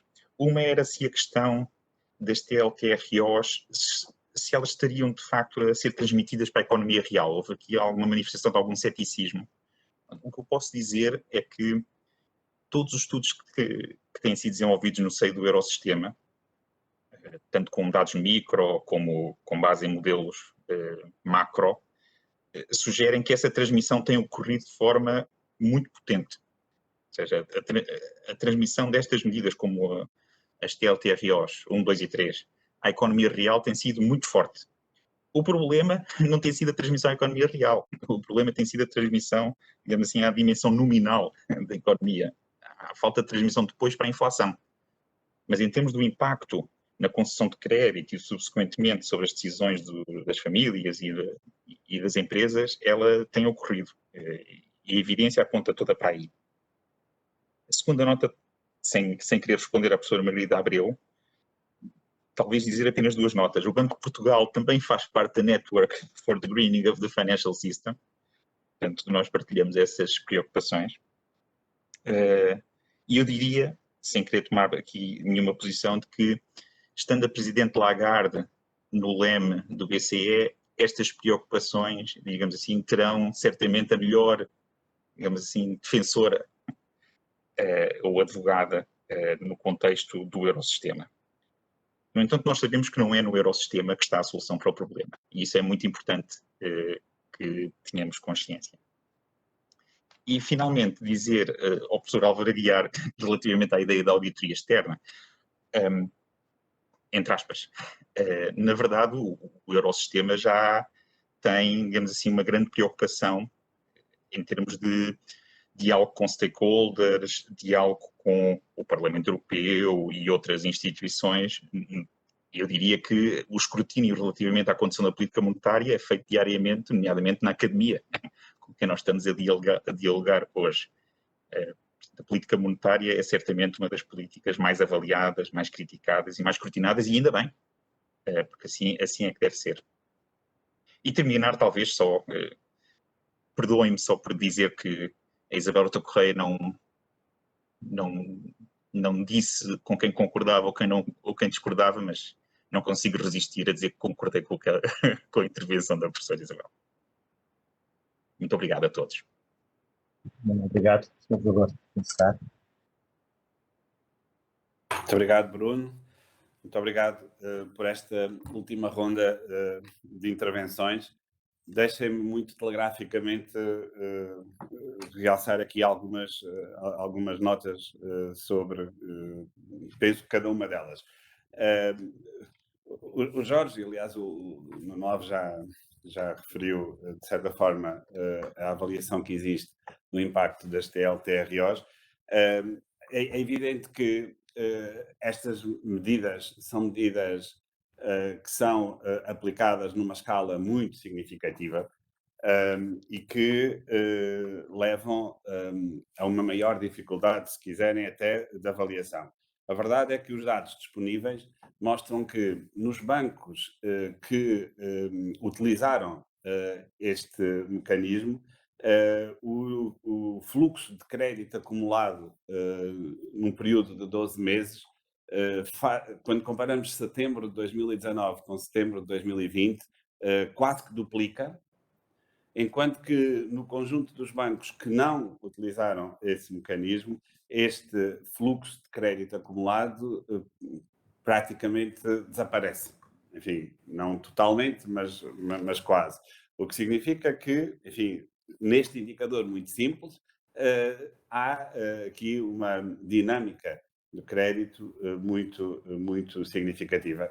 O impacto para o conjunto da área do euro é num aumento substancial do fluxo de crédito associado na avaliação destas políticas. Ele varia de país para país, é muito significativo na França, menos significativo noutros países, mas no conjunto da área do euro é muito claro o impacto.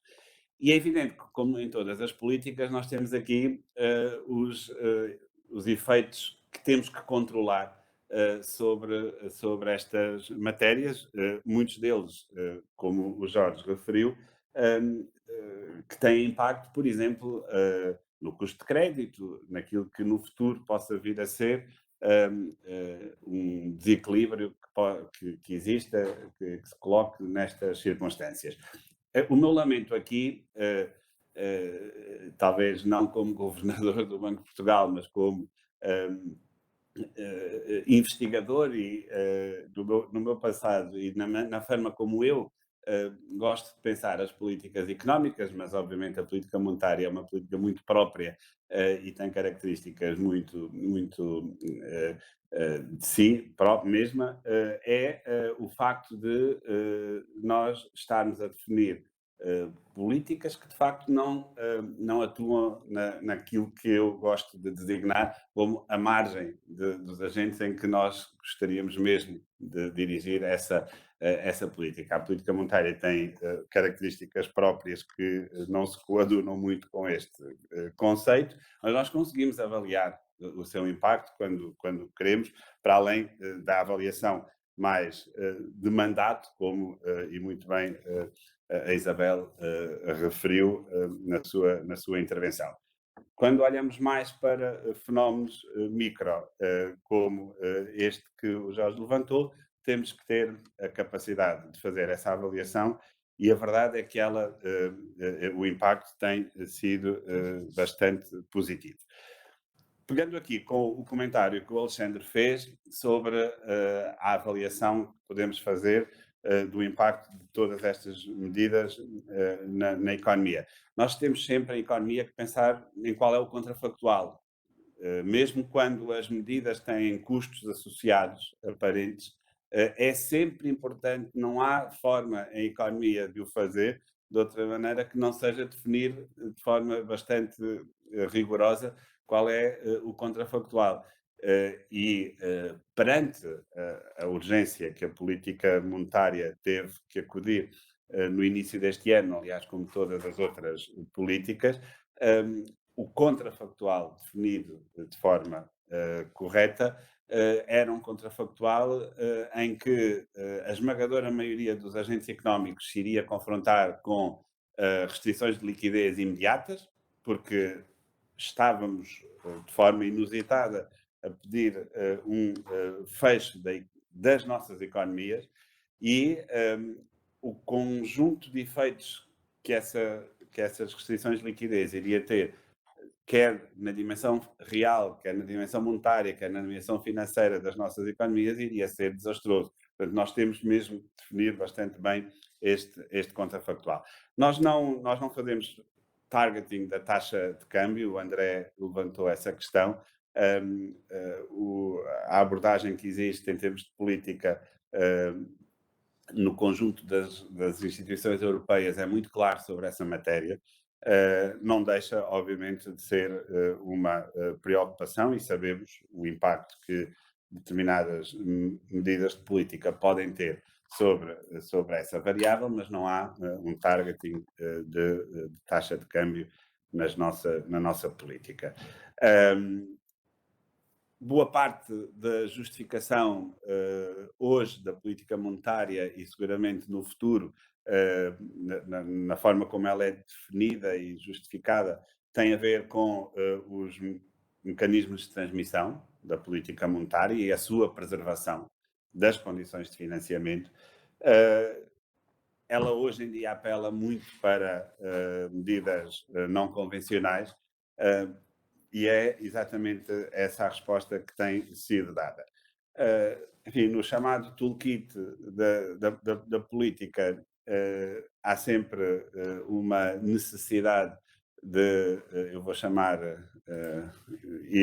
go back to basics. Eu acho que esse é o impulso. Não há seguramente nenhuma predisposição, em qualquer dos casos, para limitar a possibilidade da política atuar. Os tratados existem, eles resultam e são revistos também periodicamente e quando é necessário. Aquilo que eu, do ponto de vista da política e da sua definição, aprendi nos últimos meses, insisto, já referi isso na minha primeira intervenção, é de que eles têm uma latitude muito maior do que aquela que muitas vezes lhes queremos dar.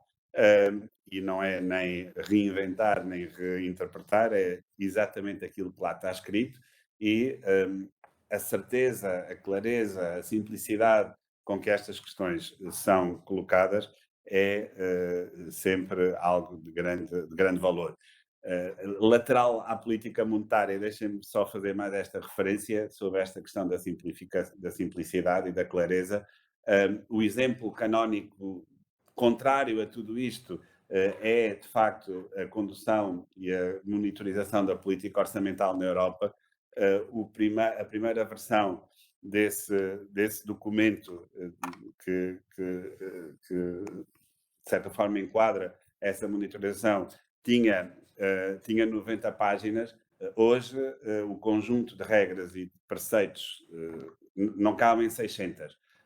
Nós não queremos, obviamente, fazer isso da política monetária, e estou certo que não é esse o caminho que vamos seguir.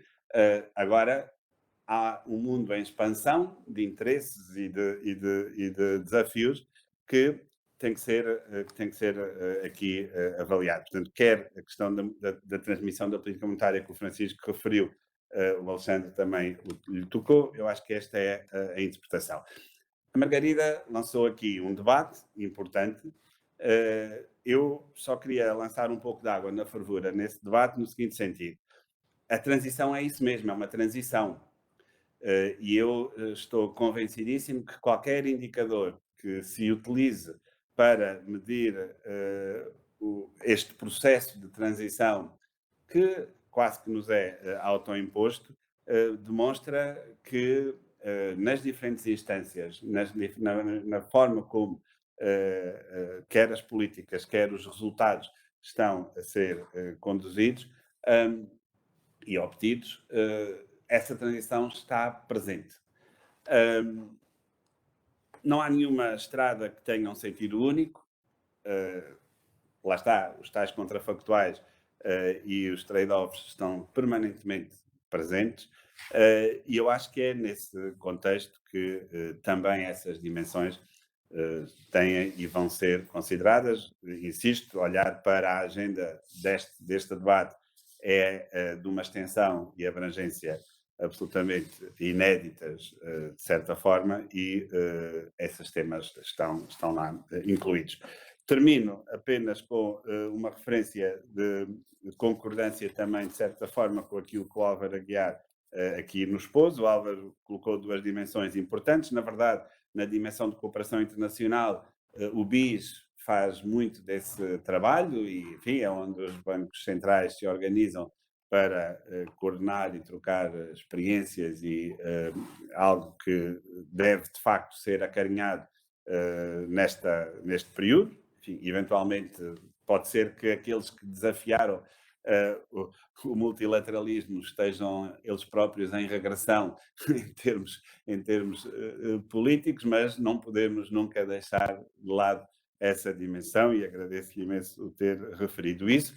E a questão da review no mundo que é cada vez mais que se quer cada vez mais transparente e, enfim, de certa forma, escrutinado, ter os mecanismos de autoavaliação com essa dimensão de independência é seguramente algo que se pode e deve acoplar, ligando aqui também àquilo que o Nuno Alves disse, de que já existe, e, portanto, são duas preocupações que acho natural e agradeço que tenham sido levantadas pela sociedade civil, neste caso, na pessoa das universidades, e o Álvaro foi um bom representante disso aqui.